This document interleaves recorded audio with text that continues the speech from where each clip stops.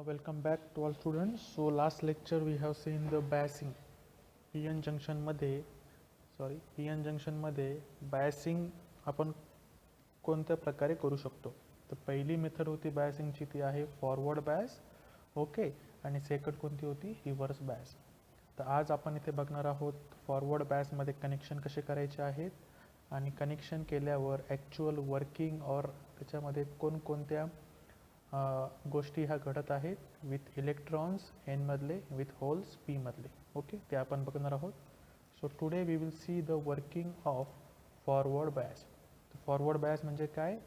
In forward bias positive terminal of the diode is connected to the positive terminal of the voltage source and negative terminal of the diode is connected to the negative terminal of the voltage source. कळलं? पॉझिटिव्हला निगेटिव्हला. आणि हा आहे आपला P N junction diode. इथे आहे P type layer, इथे आहे N type layer. Okay. आणि इथे जो आपण रेजिस्टन्स यूज केला आहे त्याचं काम जे आहे ते आहे करंट लिमिटिंग रेजिस्टर. काय म्हटलं मी? Current limiting resistor.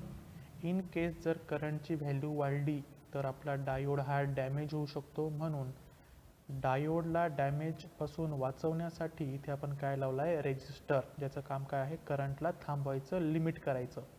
So current limiting resistance, external voltage source VDC, P N junction diode, forward bias आहे म्हणून positive is connected to positive, negative is connected to negative.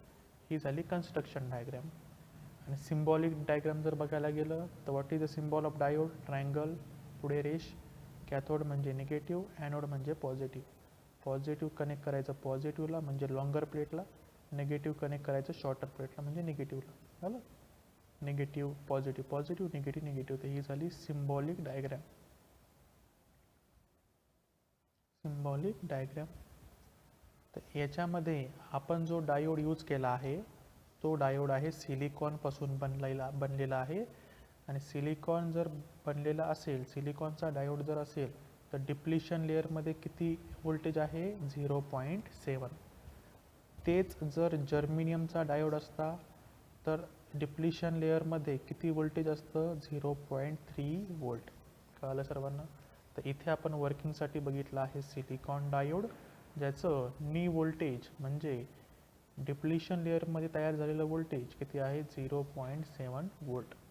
Okay. तर आता आपण हे connection केल्यावर कोणकोणत्या गोष्टी ह्या पी एन जंक्शन डायोडमध्ये घडत आहेत ते आता आपण बघूया. सो ही आहे construction diagram of P N junction diode. बघा इथे आहे पी टाईप लेयर. याच्यामध्ये सर्वात जास्त कॅरियर कोणते आहे? मेजॉरिटी कॅरियर कोणते आहे? होल्स. दिसतंय? आणि मायनॉरिटी म्हणजे ज्यांची संख्या कमी आहे ते कोणते आहे? इलेक्ट्रॉन्स. बघा 2च इलेक्ट्रॉन्स आहेत. एनमध्ये जर आलं मेजॉरिटी कॅरियर म्हणजे सर्वात जास्त संख्या कोणाची आहे? इलेक्ट्रॉन्सची. आणि सर्वात कमी म्हणजे मायनॉरिटी कोणते आहेत? होल्स. कळालं? इथे आपण काय लावलं आहे? Current limiting resistor. ॲनोड म्हणजे पॉझिटिव्ह, कॅथोड म्हणजे निगेटिव्ह. कळालं? आता फॉरवर्ड बायस आहे म्हणजे positive terminal is connected to the positive terminal of the voltage source and negative terminal is connected to the negative terminal of the voltage source. झालं एवढं. आता इथून जे व्होल्टेज निघालं आहे ते 2 भागामध्ये डिवाइड झालं. एक झालं रेजिस्टरमध्ये आणि एक झालं डायोडच्या अक्रॉस. कळलं? इथून जे व्होल्टेज निघालं ते 2 भागामध्ये केलं. एक केलं रेजिस्टरमध्ये, एक गेलं डायोडमध्ये. तर डायोडकडे जे आलेलं व्होल्टेज आहे ते आहे VF, व्होल्टेज F. म्हणजे काय? Forward voltage. आपण कोणती बायसिंग बघतोय? Forward biasing. म्हणून फॉरवर्ड बायसिंगमध्ये डायोडकडे आलेलं जे व्होल्टेज आहे ते आहे VF आणि डायोडमधून जो जाणारा करंट आहे तो आहे IF, forward current, forward voltage. कळलं? तर आपल्याला या 2 पॅरामीटरवर फोकस करायचा आहे. एक आहे फॉरवर्ड व्होल्टेज, दुसरा आहे फॉरवर्ड करंट. ओके. कळलं सर्वांना? आता बघा असं कनेक्शन जर केलं तिथे काय आहे? पॉझिटिव्ह, इथे पॉझिटिव्ह, इथे निगेटिव्ह, इथे निगेटिव्ह. आता सांगा हे इलेक्ट्रॉन्स काय आहेत? निगेटिव्हली चार्ज पार्टिकल आहेत. इलेक्ट्रॉनला जाण्यासाठी 2 मार्ग. एक आहे डिप्लिशन लेअरकडे जायचं किंवा बॅटरीकडे म्हणजे बॅटरीकडे येण्यासाठी मार्ग. दुसरा, होल्सला जाण्यासाठी कुठे मार्ग आहे? एक आहे डिप्लिशन लेअरकडे जायचं किंवा बॅटरीकडे यायचं आहे. पण आता जर बघितलं, इलेक्ट्रॉन पण निगेटिव्हली चार्ज पार्टिकल आहे, इथे पण निगेटिव्ह आहे. बघा, निगेटिव्ह निगेटिव्ह, तर इलेक्ट्रॉन इथे अट्रॅक्ट होणार नाही आहे. इलेक्ट्रॉन हा बॅटरीपासून काय होणार आहे? रिपेल होणार आहे, कारण की इलेक्ट्रॉन पण निगेटिव्ह आहे आणि बॅटरी पण इथे कोठे जोडली आपण? Negative terminal. तर इलेक्ट्रॉन हा कुठे जाण्याचा प्रयत्न करणार आहे? डिप्लिशन लेअरमध्ये जाण्याचा प्रयत्न करेल. मेजॉरिटी कॅरियर म्हणजे सर्वात जास्त संख्या कोणाची आहे? इलेक्ट्रॉन्सची. आणि जे होल होते, होल कोणता आहे? पॉझिटिव्हली चार्ज पार्टिकल आहे, तर ते कुठे जाणार? They will be attracted towards the negative terminal of the battery. ते गेले. पण आपला फोकस कुठे आहे? एन मधले इलेक्ट्रॉन्स आणि पी मधले होल्स. तर एन मधले इलेक्ट्रॉन्स आता कुठे शिरण्याचा प्रयत्न करत आहे? डिप्लिशन लेअरमध्ये. त्याचप्रकारे होल जर बघितलं तर होल काय आहे? पॉझिटिव्हली चार्ज पार्टिकल आहे, इथे पण तुम्ही काय जोडले? Positive terminal. तर होल इकडे येणार नाही आहे. तर होल कुठे जाण्याचा प्रयत्न करेल? तो पण डिप्लिशन लेअरमध्ये जाण्याचा प्रयत्न करणार आहे. तर याच्यामध्ये आपल्याला काय कळतं आहे की फॉरवर्ड बायसमध्ये काय होतं आहे? डिप्लिशन लेअर ही कमी कमी होत जात आहे, कारण की डिप्लिशन लेअरमध्ये फक्त काय पाहिजे? पॉझिटिव्ह आयन और निगेटिव्ह आयन फक्त पाहिजे. पण फॉरवर्ड बायसिंग केल्यामुळे आता याच्यामध्ये इलेक्ट्रॉन्स पण शिरत आहेत आणि इकडे होल्स पण शिरत आहेत. म्हणून डिप्लिशन लेअर आता काय होणार आहे? कमी कमी होत जाणार आहे इन द फॉरवर्ड बायस. आपण काय म्हणलं की डिप्लिशन लेअर फक्त आयन्स पाहिजे, डिप्लिशन लेअरमध्ये फक्त आयन्स पाहिजे. पण फॉरवर्ड बायसिंग केल्यामुळे तिथं फक्त आयन्स आता आलेले नाही, आता इलेक्ट्रॉन्स पण शिरत आहे, होल्स पण शिरत आहे. म्हणून फॉरवर्ड बायसमध्ये डिप्लिशन लेअर ही कमी कमी होत जाईल. आता बघा, चार्जेसचं मुवमेंट आता सुरू झालेलं आहे. तर याच्यानुसार इथे 2 केस बनतील. व्हेरी इम्पॉर्टंट आहे, लक्ष द्या. 2 केस बनतील, केस नंबर 1 आणि केस नंबर 2. डायोडकडे आलेलं व्होल्टेज म्हणजे काय? VF. डायोडकडे आलेलं व्होल्टेज म्हणजे काय? VF.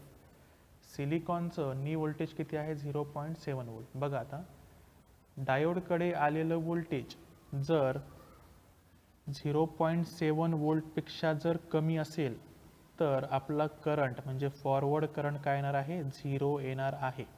कसं? बघा, आता बघा, ह्या डिप्लिशन लेअरमध्ये किती व्होल्टेज आहे? 0.7. ह्या डिप्लिशन लेअरमध्ये किती व्होल्टेज आहे? 0.7. आणि डायोडकडे आलेलं व्होल्टेज जर 0.3 व्होल्ट असेल तर हा इलेक्ट्रॉन 0.7 ला पार करू शकेल का? नाही, कारण की याच्याकडे आलेलं एनर्जी किती आहे? 0.3 आणि त्याला पार किती करायची आहे? 0.7. पुन्हा डायोडकडे आलेलं व्होल्टेज किती आहे? 0.4 व्होल्ट. आता हे व्होल्टेज आपण देणार इलेक्ट्रॉनला आणि इलेक्ट्रॉनला किती व्होल्टेज पार करायचं आहे? 0.7. तर हा पार करू शकेल का? नाही. म्हणजे इलेक्ट्रॉनच जर मूव्ह होत नसेल तर करंट काय येणार आहे? 0 येणार आहे. कुठपर्यंत? जोपर्यंत डायोडकडे आलेलं व्होल्टेज हे 0.7 पेक्षा कमी आहे तोपर्यंत.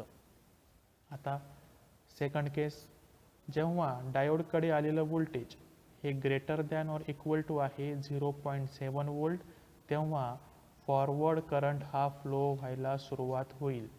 कसं ते? बघा, आता डायोडकडे आलेलं व्होल्टेज आहे 0.8 व्होल्ट आणि त्याला पार किती करायचं आहे? 0.7. तर हा इझिली पार करू शकेल, कारण की त्याच्याकडे आता एनर्जी किती आहे? 0.7 पेक्षा जास्त एनर्जी आहे.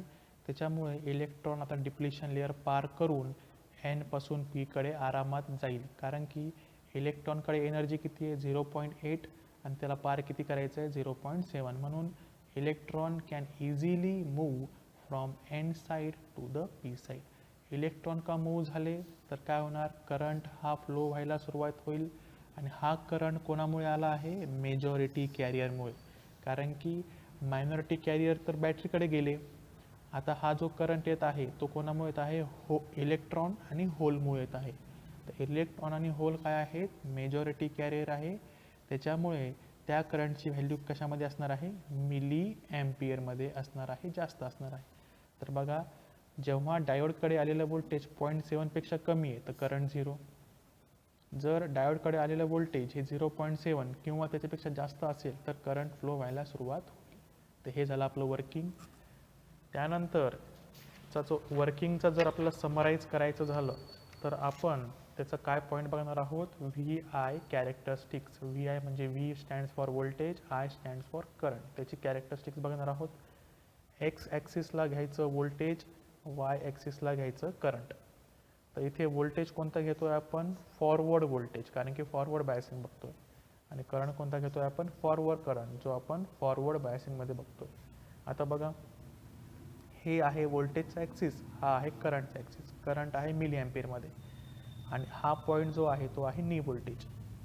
तर जोपर्यंत डायोडकडे आलेलं व्होल्टेज हे नी व्होल्टेजपेक्षा कमी आहे, बघा नी व्होल्टेजपेक्षा कमी आहे, तर फॉरवर्ड करंट हा काय येणार आहे, 0 येणार. बघा फॉरवर्ड करंट काय आहे, 0 कुठपर्यंत, नी व्होल्टेजपर्यंत.